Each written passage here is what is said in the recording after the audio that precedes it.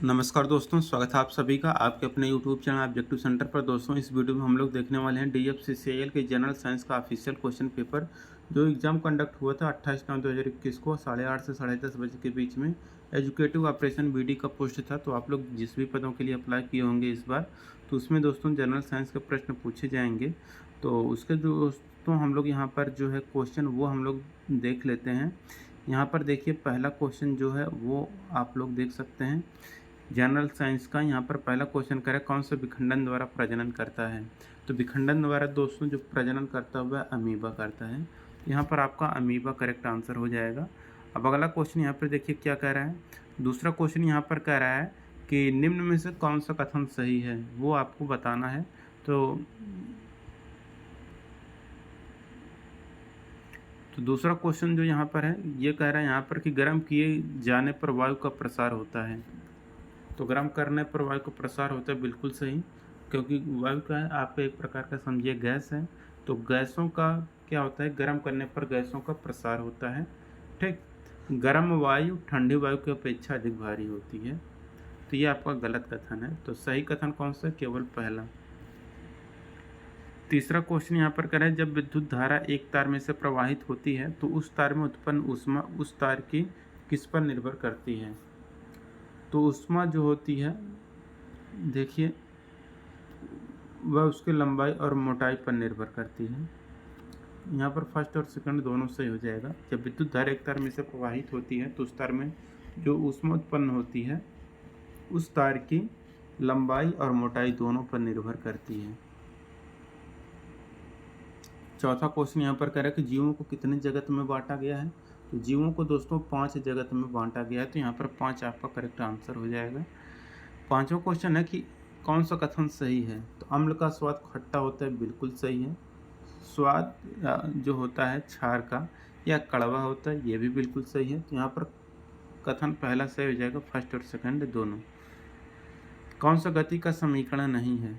तो देखिए पहला समीकरण यहाँ पर आपका ये बन जाएगा V = U + AT का। ये वाला आपका दूसरा है। ये वाला आपका यहाँ पर देखिए ये आपका पहला वाला समीकरण है, पहला समीकरण। ये वाला आपका दूसरा समीकरण है, ये आपका तीसरा समीकरण है, और ये किसी भी प्रकार का समीकरण नहीं है। तीसरा यहाँ पर सातवां क्वेश्चन कह रहा है कि निम्न में से कौन सा कथन सही है। स्टील में ध्वनि की गति कांच में ध्वनि की गति से अधिक होती है। तो देखिए दोस्तों, जो ध्वनि होता है ठोसों में ध्वनि की चाल अधिक होती है। तो स्टील ध्वनि है, स्टील की जो ध्वनि है वो दोस्तों कांच की ध्वनि से अधिक होगी। ये भी सही है, पहला क्वेश्चन ऑप्शन सही है। कह रहे पीतल की ध्वनि की गति हीलियम में ध्वनि की गति से अधिक होती है। तो ये भी सही है। तो फर्स्ट और सेकंड दोनों सही हो जाएगा। यहाँ पर कार्बन का परमाणु द्रव्यमान कितना होता है। तो 6C12 होता है। तो परमाणु क्रमांक दोस्तों यहाँ पर 6, परमाणु द्रव्यमान यहाँ पर 12 होता है। ऑप्शन नंबर यहाँ पर चौथा करेक्ट आंसर हो जाएगा। 9वां क्वेश्चन कह रहा है यहाँ पर कि सूक्ष्म जीव का निम्न में से कौन सा युग्म सही है। स्पायरोगायरा शैवाल से, बिल्कुल सही है। अमीबा कवक ये आपका गलत है। अगला क्वेश्चन यहाँ पर देखिए कह रहा है कि आवृत्ति के संदर्भ में निम्न में से कौन सा सही है। तो आवृत्ति के संदर्भ में दोस्तों जो सही है कि आवृत्ति को हर्ट्ज में मापा जाता है, बिल्कुल सही बात है। 1 हर्ट्ज की आवृत्ति 1 दोलन प्रति मिनट के बराबर होती है, गलत है। 1 दोलन प्रति सेकंड के बराबर होती है। ठीक, तो पहला ऑप्शन सही हो जाएगा। 11 नंबर क्वेश्चन कह रहा है कि कौन सा युग्म सही है। अपारदर्शी, प्रकाश को अपने में से होकर नहीं जाने दे, अपारदर्शी बिल्कुल सही है। पारभासी, प्रकाश के कुछ भाग को ही अपने से होकर जाने देती है, बाकी कुछ को रोक लेती है, तो वह पारभासी होती है। फर्स्ट और सेकंड दोनों यहाँ पर सही हो जाएगा। 12 नंबर क्वेश्चन यहाँ पर कह रहा है कि वह प्रक्रम जिसमें ऊष्मा किसी वस्तु के गर्म सिरे से ठंडे सिरे की ओर स्थानांतरित होती है वह क्या कहलाता है। तो यह कहलाता है दोस्तों आपका चालन। तो वह प्रक्रम जिसमें उसमें किसी वस्तु के गर्म सिरे से ठंडे सिरे की ओर स्थानांतरित होती हैं उसको हम लोग चालन कहते हैं। कार्बन परमाणुओं का एक मोल कितने ग्राम कार्बन के बराबर होता है। तो कार्बन परमाणु का एक मोल 12 ग्राम कार्बन के बराबर होता है। नींबू के रस का पीएच मान कितना होता है। तो नींबू के रस का पीएच मान होता है 2.2, ये लगभग में होता है। ठीक, अब देखिए 15 नंबर क्वेश्चन है कि धातुओं का गुण जिसके कारण उन्हें पीट कर सीट में परिवर्तित किया जा सकता है उसको हम लोग टेंसाइल या तन्यता कहते हैं। ये बिल्कुल सही है, तन्यता यानी कि टेंसाइल। धातुओं का वह गुण जिसके कारण उन्हें खींचकर तारों में परिवर्तित किया जा सकता है उसको हम लोग आघातवर्धनीयता कहते हैं। ये भी बिल्कुल सही है। मैलिएबिलिटी इसको हम लोग बोलते हैं, नहीं ये गड़बड़ है। देखिए धातु जिसके कारण हम लोग तार में करेंगे उसको हम लोग तन्यता बोलेंगे, तार में करेंगे, इसी को हम लोग बोलते हैं टेंसाइल या टेंसिटी, ठीक। और जिसको पीट करके हम लोग सीट बनाएंगे तो इसको हम लोग बोलते हैं आघातवर्धनीयता या इसी को हम लोग बोलते हैं मैलिएबिलिटी। तो ये कथन सही होता है, ठीक। तो पहला वाला यहाँ पर तन्यता की जगह पर आघातवर्धनीयता होना चाहिए और आघातवर्धनीयता की जगह पर तन्यता होना चाहिए, इसलिए यहाँ पर ना तो पहला सही है और ना ही दूसरा सही है। ऑप्शन नंबर यहाँ पर दूसरा करेक्ट हो जाएगा, ठीक।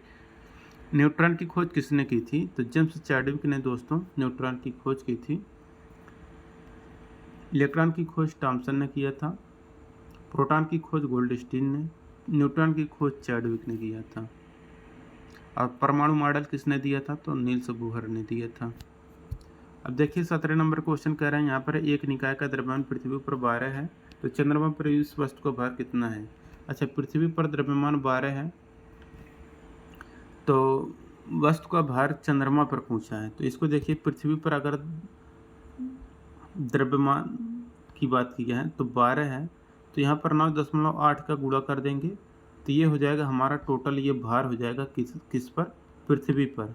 और चंद्रमा पर जो भार होता है दोस्तों ये पृथ्वी के भार का 1/6 होता है तो यहाँ पर 6 से भाग दे देंगे।